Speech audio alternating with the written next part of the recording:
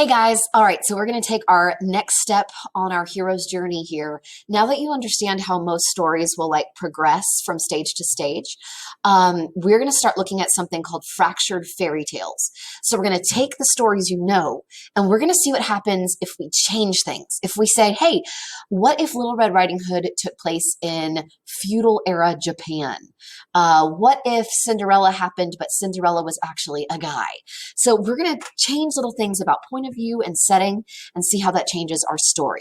We're also going to call this unit the story retelling unit. The teaks we look at mostly have to do with, hey, how does a character's motivations influence the plot of the story? We're also going to look at how setting can completely change a story. Little Red Riding Hood in fairy tale land is not the same as feudal era Japan, right? So the setting plays a really big role. So this story retelling is actually going to end up being a project where the ultimate goal is you guys are going to take a story that you know well and you're going to change something about it. Maybe you'll change the point of view, who's telling the story, or maybe you'll change the setting, where it takes place. Maybe it takes place in outer space or in, I don't know, ancient Egypt. And we're going to see how that actually changes your story. So you're going to get creative with this one. So today we're going to focus on the basics of what is a fractured fairy tale. Tomorrow we're going to look at a point of view and a setting refresher. Should be really easy because it's just a refresher from what you guys have done in 6th and 7th grade. And then our final day that we're looking at fractured fairy tales, you guys are going to actually pick like a fairy tale or a story you know really well. We're going to play that what if game and you're going to get to actually kind of write your own version. So today let's talk about what a fractured fairy tale actually is. Dun, dun, dun. You ready? So fractured fairy tales, you're going to start with a story you know, like Cinderella or Little Red Riding Hood or La Llorona. It doesn't have to be a kid's story. I guess La Llorona kind of is a kid's story, just a horror story. So what you'll do is you'll take that story you know and you're going to change something about the story. Usually when you make a change, you're going to change where it takes place, or you'll change when it takes place, or you'll change who's telling the story. So let me show you guys some examples to show you what these fractured fairy tales are. Fractured means like broken, right? And you're going to rearrange the pieces. So this is basically going to transform the story into a new version. This will be Little Red Riding Hood like you've never seen before, or Sleeping Beauty like you've never seen before. Often you'll actually end up with a fractured fairy tale by taking a story you know and then asking, what if Cinderella were a guy? What if Little Red Riding Hood took place in Japan? So let's do some examples together. Here's a movie example, Peter Pan. Think of any Peter Pan movie. So what if Peter Pan grew up and married Wendy's daughter? So what would happen if the story continued, right? So there's a good what if question. Or what if instead of telling the story from Peter Pan's view as when he's a kid, what if we change the setting and we make Peter Pan an adult who's grown up? What about if Peter has a kid and we're actually going to tell the story from his kid's perspective? So that's a change in point of view, right? So what if we tell it from Peter's kid's point of view? Well, they actually made that movie, and it's a movie that sometimes you can find on Netflix. The name of the movie is Hook. Peter is an adult. He's grown up. He's being played by Robin Williams, and he has forgotten all about Neverland. And Hook, his ultimate enemy, kidnaps his kids and takes them to Neverland. And Peter has to come save them. So it's a completely different look at the Peter Pan story. By changing the point of view, you get to see this story from a completely different angle. If you guys want to check out the clip, mine isn't working. So you just want to go to YouTube and look up the trailer, the movie trailer for Hook. And again, I think that might be on Netflix right now. So let's do another movie example. What if the story of Sleeping Beauty got it all wrong?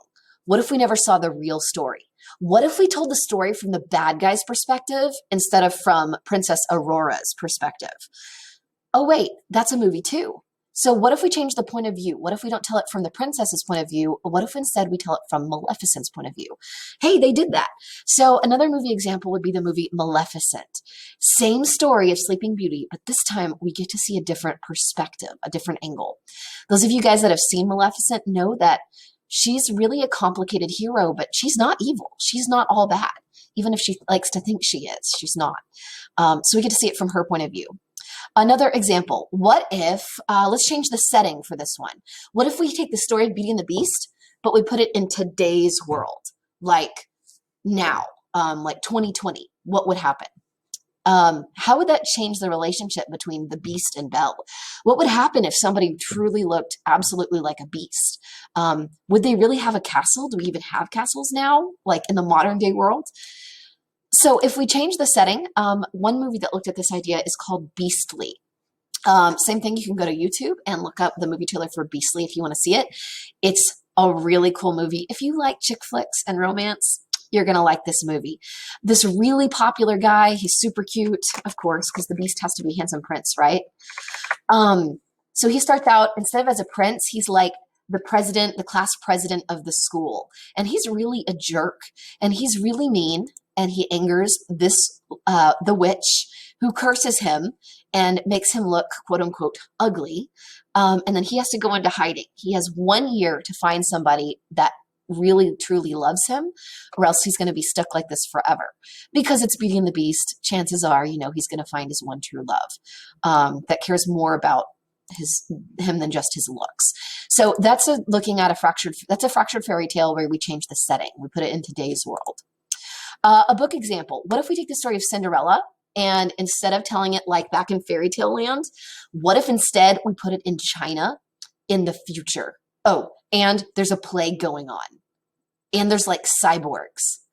That sounds like a lot going on, but one of my absolute favorite fractured fairy tales actually does this. I'll show you guys this. So this is a change in setting, right? They take Cinderella, but they put it in futuristic China.